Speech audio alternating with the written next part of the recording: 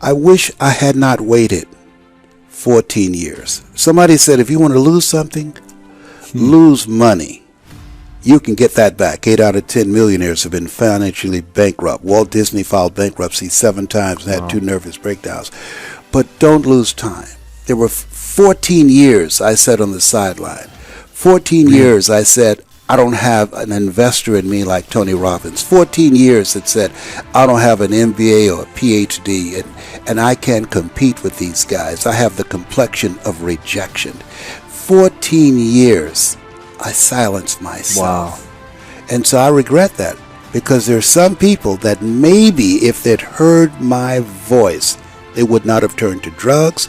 If they'd heard my voice, their lives would have taken a different direction. And I can't get those 14 years back. That haunts me, and I think that drives me when I speak with such energy. I'm trying to make up for that time, but I can't. You don't achieve worthwhile goals quickly or easily. They take time. They take struggle. They take relentless pursuit day in and day out. That's what it takes. But also, things don't usually fall apart quickly either. At least at first, it's a slow process. A little slip here, a little setback over there, a little wearing down of discipline and will over time.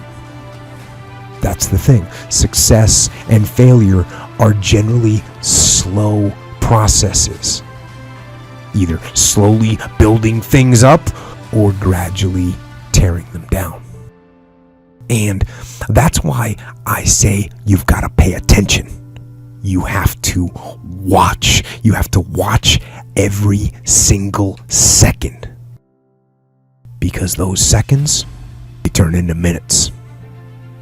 And minutes turn into hours, and hours turn into days, and days turn into years.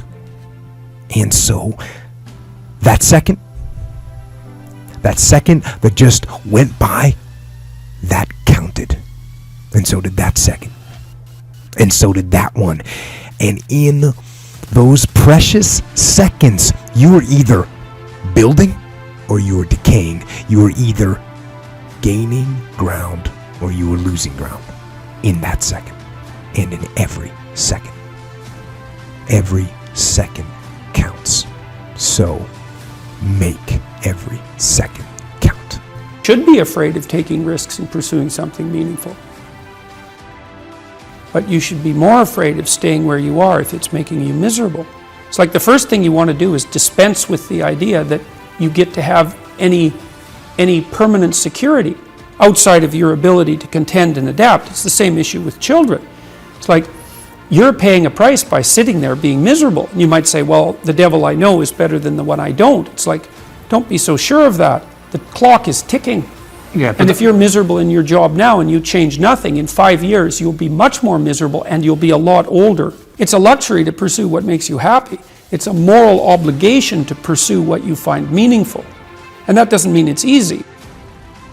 You know, if you take people, and I've told you this, and you expose them voluntarily to things that they are avoiding and are afraid of, you know, that they know they need to overcome in order to meet their goals, their self-defined goals.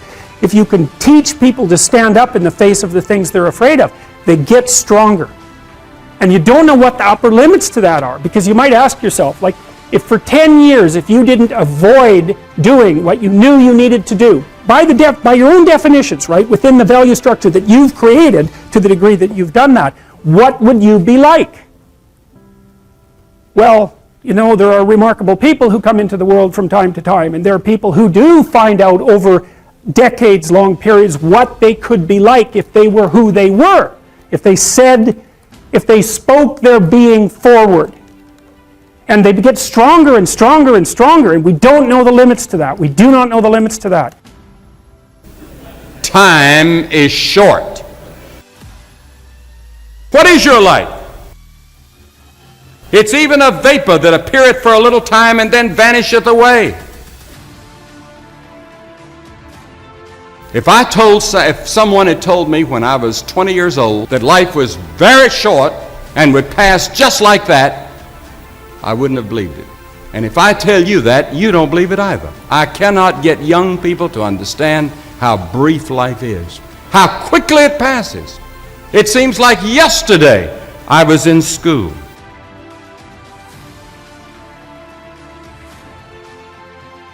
Every one of us here has been given the same amount of time in a day. 1,440 minutes a day, 168 hours per week. The days of our years are 80 years and 10. And if by reason of strength they are 80 years, yet is their strength labor and sorrow, for it is soon cut off, and we are passed away and cut off. 70 years God allows us. And it's interesting to me, with all of our medical science, we've never passed that magic mark. The average American male today lives 70 years and 4 months. The average female, 73 years and 6 months.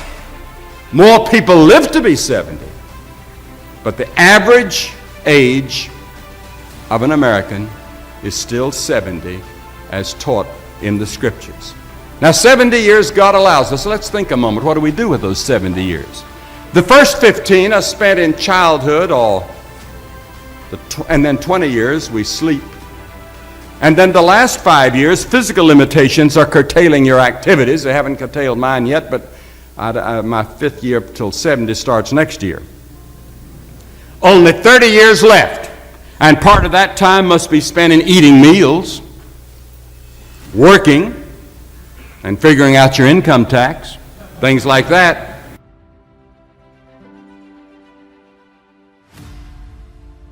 Now is the accepted time. The things we ought to do, the classes we ought to take, the books we ought to read, do it now.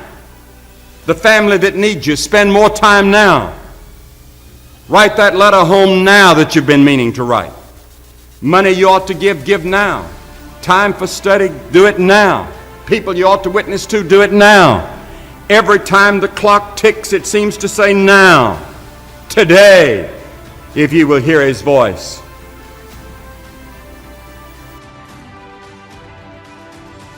There is the category of problems in life, and it ain't going anywhere. And so the question is, can you deal with the whole category at the same time? That's the thing. That's how to be in the world, is to deal with that category all at the same time. And so how did human beings, what did they come up with as a solution? And that's so cool too, because the solution they come up with not only was the heroism that allows you to approach what you're terrified by and what you find offensive and to learn from it, but also the idea of sacrifice, and that was played out by cultures everywhere, including human sacrifice. And you think, what the hell was up with those crazy bastards so long ago? They were sacrificing to gods all the time. What kind of clueless behavior was that? Burn something and please God. Burn something valuable and please God. It's like, what was with them? What were they thinking? Well, they weren't stupid, those people. If they were stupid, we wouldn't be here. They were not stupid, and believe me, they lived under a lot harsher conditions than we do. So those were some tough people, man. You know, back then you'd last about 15 minutes. And so you don't want to be thinking of your ancestors as stupid. Like, there's no real evidence that we're much different cognitively than we were 150,000 years ago. So anyways, sacrifice. What does that mean, sacrifice? Well, it's a discovery, man. It's the discovery of the future. It's like the future is actually the place where there is threat. And it's always going to be there. So what do? You make sacrifices in the present so that the future is better